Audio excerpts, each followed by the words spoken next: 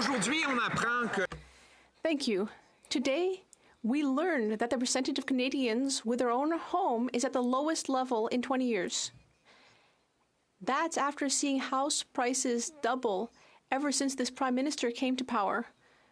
At that time, the average family could pay for their monthly housing costs with 32% of their paycheck, and now that's 50%. And the government is going to make that worse by hiking taxes on paychecks, heating, gas, and groceries. Will the government cancel these tax hikes so Canadians can actually buy or keep their own house? The Honourable Deputy Prime Minister.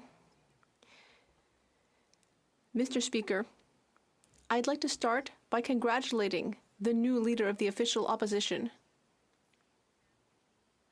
This week started with the funeral ceremony for Her Majesty. And it has given us a moment to reflect on the benefits of Westminster-style democracy. A loyal opposition is essential to our political system. It is very clear that we don't agree about many things. The Honourable Leader of the Opposition. Honourable Deputy Prime Minister, for her kind words and her congratulations. And I look forward to being able to congratulate more young families on the ability to buy their own homes. Unfortunately,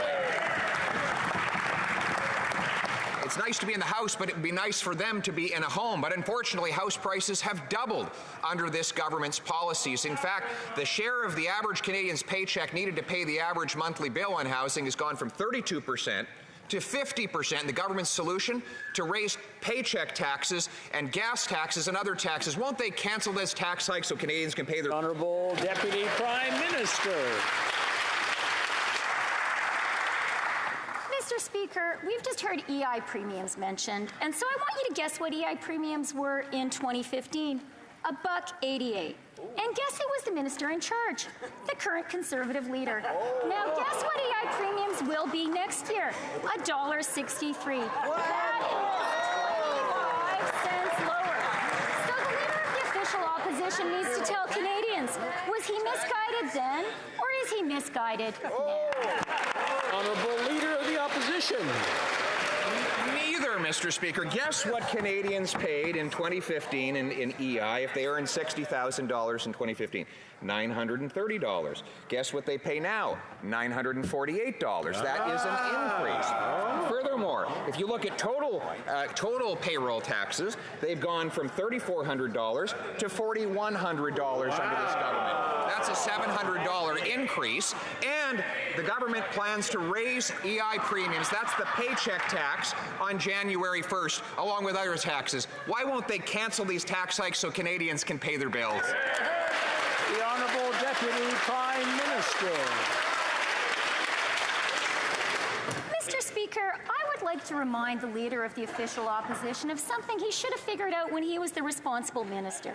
The CPP and EI contributions every working Canadian makes are how we all pay for our retirement and how we create a safety net for every Canadian in case we lose our jobs. These contributions do not go into general government revenue. At a time of global economic uncertainty, it is the height of irresponsibility for the Conservatives to suggest that we as a country stop putting money away for our retirement. The Honourable Leader of the Opposition. In fact, EI premiums do go into general revenues when they go into a surplus, and that is what the government plans to do. They plan to raise both EI and CPP premiums, the paycheck tax, right at a time when we are facing 40-year highs in inflation, all-time highs in increased housing prices, 40-year highs in food price inflation, record food bank use. This is the last time that anyone should be raising any tax. Will the government back down from its planned tax hikes on paychecks and on energy? The Honourable Deputy Prime Minister. Mr. Speaker, when it comes to the economy, expectations matter. And that is why it is so irresponsible for these Conservatives to talk down the Canadian economy. Yes, things are hard right now, but Canada is better positioned than any country in the world. We have the strongest economic growth and the lowest deficit in the G7. Employment is at historic highs. Inflation is lower in Canada than the US, the UK, and the Eurozone, and it has now come down for 2 months in a row. We'll get through these tough times together. The Honourable Leader of the Opposition. Well, now the Liberals would have Canadians believe that they've never had it so good. Well, I guess if you're jetting around the world singing songs in a beautiful lobby, then that might be true. But if you are the 30-year-old stuck living in your parents' basements because the Liberals have doubled housing prices, you might disagree. If you can't fill up your tank with the gas, you might disagree. If you're among the 4 and 5 families that have cut their diets because they can't afford food, you might disagree. And the last thing you would want is a tax hike on your paycheck and on your energy use. Will the Liberals therefore cancel those tax hikes? The Honourable Deputy Prime Minister.